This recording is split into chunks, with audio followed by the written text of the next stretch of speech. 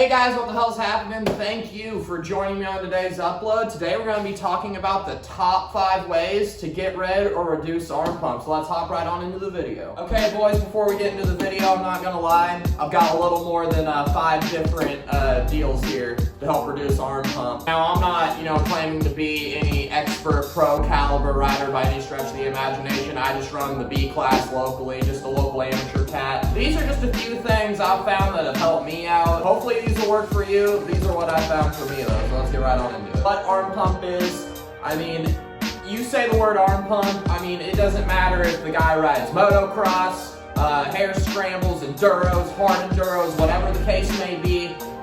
We all sigh a little bit. We all go, huh. Because arm pump is literally just the worst thing in the entire world for a dirt bike rider. We all have to deal with it. It's just a terrible thing. So basically what happens is, it's essentially like the equivalent of if you're a gym bro and you go to the gym, you're lifting weights and your shit gets real pumped up. Literally the same thing, but just in your forearm. So basically what happens is, you've got blood that travels through your muscles. When arm pump occurs, that old acidic blood gets trapped in the muscle and therefore can't exit, causing your arm to pump up. And then that'll lead to a whole mess of issues. Like you won't be able to feel your throttle, you won't be able to feel your front brake. And it doesn't matter if you've got the easiest clutch in the world. I don't even care if you're running a hydraulic clutch. Don't matter. Don't matter if you get arm pump, because you're out the freaking forefinger that dude. You might not even be able to pull it in. So now that we've covered that, this is my first tip. So tip number 1. I feel like this is neglected by literally anyone who rides a dirt bike. Making sure you warm up, making sure you stretch. Just make sure you stretch out the forearms. Here, let me toss this sling off real quick. So one of the main stretches I'll do to stretch out my forearms before I ride or before I race, just a simple this right here. And holding that there for a decent minute, just making sure you got the forearms nice and loose. You can also do it the other way, however you want to get it done. Doing a warm-up, whether that be squats, jumping jacks, maybe you're cool enough to bring a stationary bike to the race, hopping on that and spinning out a few miles or so, or maybe a mile, whatever. Just making sure you're getting that blood flowing, moving. Tip number 2, hydration and nutrition. Now, I've been riding dirt bikes for a decent enough time now. I remember when I was a teenager and I would just slam Mountain Dews.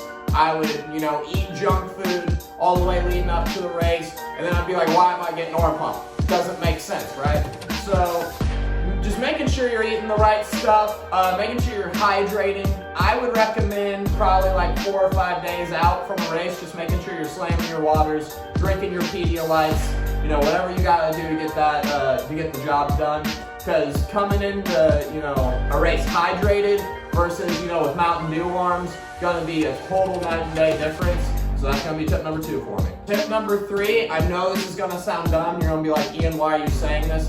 But just breathe. Just making sure you're breathing, relaxing, because I have this problem myself. I'll get in the heat of battle with someone, I'll forget to breathe, whatever it is. Making sure you're breathing, making sure you're keeping relaxed on the bike. A lot easier said than done.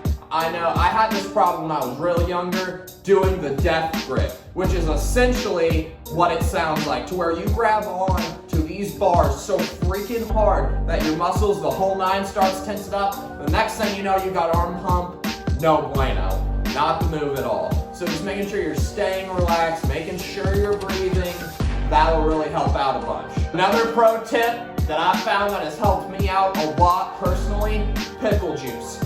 Pickle juice, pickle juice, pickle juice. I can't express enough how much this has helped me. Now, granted, I know there's no overnight cure for arm pump, and I'm not trying to claim there is, but this one really helped me out.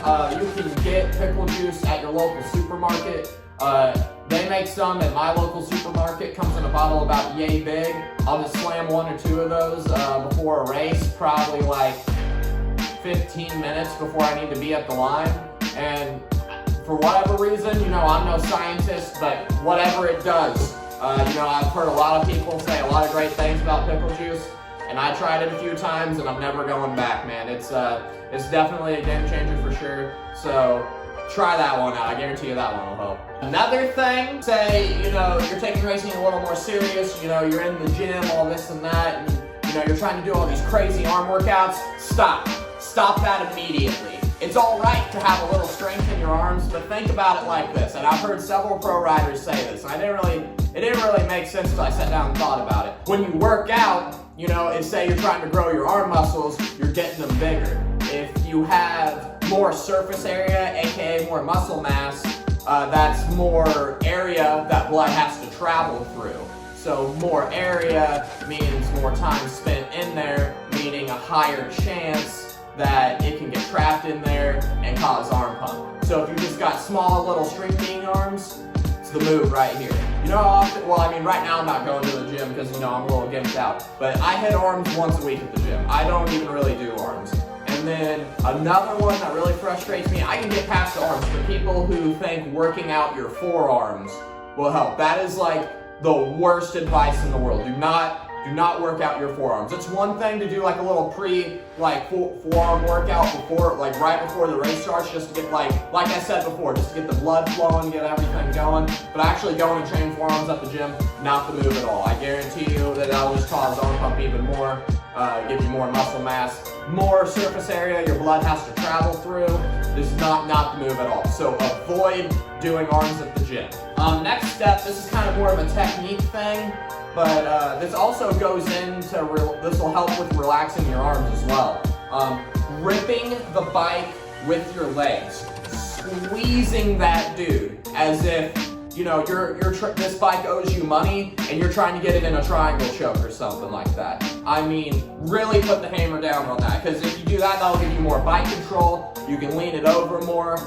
It'll also activate your hips, and you can just do a lot more with the bike once you learn how to do that. That'll also free up your arms a lot. You'll notice. You'll realize you'll be able to be a lot looser, more relaxed with your arms. So that for sure, that's just one thing technique-wise I've found that has helped me personally.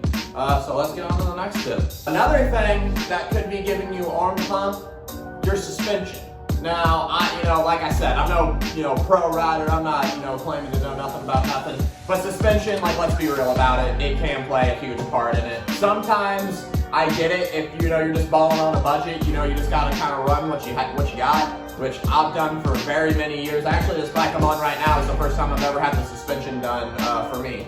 So up till then, I was just running whatever was on the bike. So if you have some suspension that's too soft, for example, you're gonna be bottoming out everything, and it's gonna cause arm pump a lot quicker than you think. But on the flip side, if you have it too stiff and you're running like 2x4s in your forks, or you're like me and you weigh every bit of 3 pounds, and just any bike you get on, the suspension is too stiff, you're just not gonna get any give there. So you're just gonna hit a rock and it's just gonna feel like a 2x4 in your forks, causing your arms to pump up. Like I said, I get it. You just gotta kind of run what you brung if you don't got the money to get your suspension done. If you do have a little money to play around with, I would definitely recommend getting your suspension done. If you're in the Missouri area, I would highly recommend Terry Brumley at TBT Suspension. He does my suspension and I would say a majority of, if you're in the woods scene, does a majority of a lot of people's suspension around here. Got nothing but good things to say about Terry. He does a great job. If you're in the Missouri area, or even if you're not, go check him out. He does great work, just based out of Springfield, southwest part of Missouri. The last one I got for you guys today, I don't even know what tip we're on anymore. The last tip I got for you guys is just seat time. Just plain as day, seat time. The more seat time you got, the more riding you got in under your belt. Making sure you're riding more than just race to race, kind of. Making sure you're trying to ride once or twice every week. Granted, that's a lot easier said than done. I get it. You got jobs, you got families, you got other things you got to take care of. So I get it. That's a lot easier said than done. But the more seat time you got, the more you're riding, the more your arms and everything's just going to get built up to what you're doing. You'll notice it clear as day. If you're riding a whole lot, arm pump won't be as bad. But then if you stop riding for a while and try to hop back on the bike, it's almost like you forgot how to ride a dirt bike because your arms will just pump up like that. So just the more seat time you can get in, the better. Okay guys, that's gonna be it for me. Now, I'm not claiming to be an expert by any stretch of the imagination. Try all these tips out. Let me know if they work for you. If you guys got any questions, hit me down below in the comments. I promise I'll get back to you. Thank you guys for tuning into my channel. I really appreciate it. If you enjoyed what you saw, we're uploading every Tuesday and Thursday. We'll have a vlog out every Tuesday. We'll have something like this, or maybe a riding something. I don't know what the Thursday video will be, but we'll always have something out every Tuesday and Thursday for you cats. So with all that being said, I hope you have a good day, night, evening, whatever time of day you're watching this from, and I'll catch you guys in next week's episode. Peace.